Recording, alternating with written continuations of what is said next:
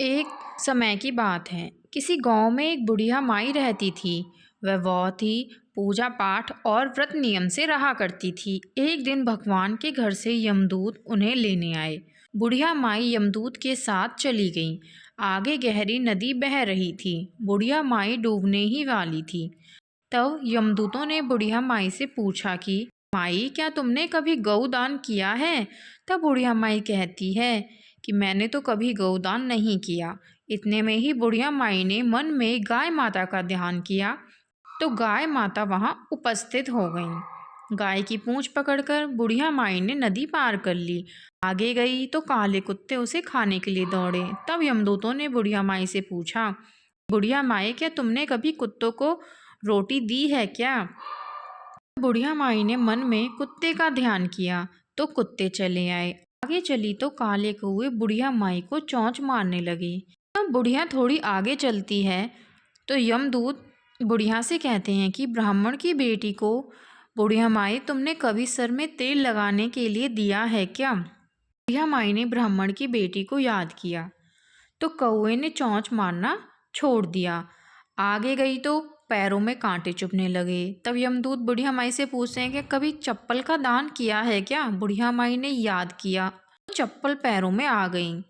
आगे चली तो चित्रगुप्त जी ने यमदूतों से पूछा, आप किसको ले आए हो? यमदूतों ने कहा, बुढ़िया माई ने बहुत दान पुण्य किए हैं लेकिन धर्मराज जी का कुछ भी नहीं किया है, इसलिए आगे के द्वार बंद हैं।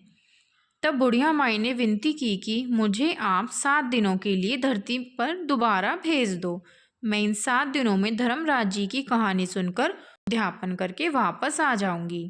तब धर्मराज जी ने उसमें प्राण डालकर उसे वापस धरती पर भेज दिया। धरती पर बुढ़िया माई के शरीर में जान वापस आ गई। सभी लोग बुढ़िया माई को जीवित देखकर भूतनी भूतनी कहकर चिल्लाकर वहां से भाग गए। बुढ़िया माई अपने घर आ गई। उसके बेटे बहू भी उससे डरने लगे। तब बुढ़िया माई ने अपने बेटे बहू से कहा, डरो मत, मैं कोई भूतनी भूतनी नहीं हूँ। मैं तो धर्मराज के कहे अनुसार वापस आई हूँ। अब मैं प्रत्येक दिन धर्मराज जी की कहानी सुनकर उसका उद्यापन करके वापस परलोक को चली जाऊंगी। मुझे केवल 7 दिनों का समय मिला है। यह सुनकर बेटे बहू ने पूजा की सभी सामग्री उनको ला दी, लेकिन कहानी के समय हुंकारा नहीं भरा। तब बुढ़िया माई पड़ोसन के पास गई। पड़ोसन ने कहानी सुनी और हुंकारा भी भरा। बुढ़िया माई ने 7 दिनों के पश्चात उद्यापन कर दान किया। 7वें दिन धर्मराज जी ने बुढ़िया माई के लिए स्वर्ग से विमान भेज दिया। विमान देकर सभी गांव वालों ने स्वर्ग जाने के लिए कहा। तब बुढ़िया माई ने कहा, मेरी कहानी तो केवल पड़ोसन ने सुनी है। यह सुनकर सभी गांव वालों ने बुढ़िया माई के पांव पकड़ लिए और धर्मराज की कहानी सुनाने को कहा। बुढ़िया माई से कहानी सुनने के बाद सभी गांववासी विमान में बैठकर स्वर्ग पहुंच गए।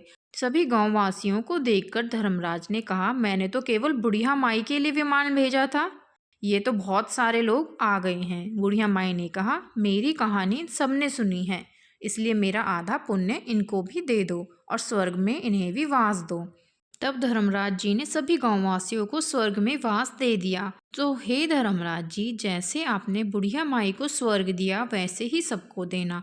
कहानी सुनने वाले को, कहानी कहने वाले को, कहते सुनते हुकारा भरने वाले को, सभी की मनोकामनाएं पूर्ण करना।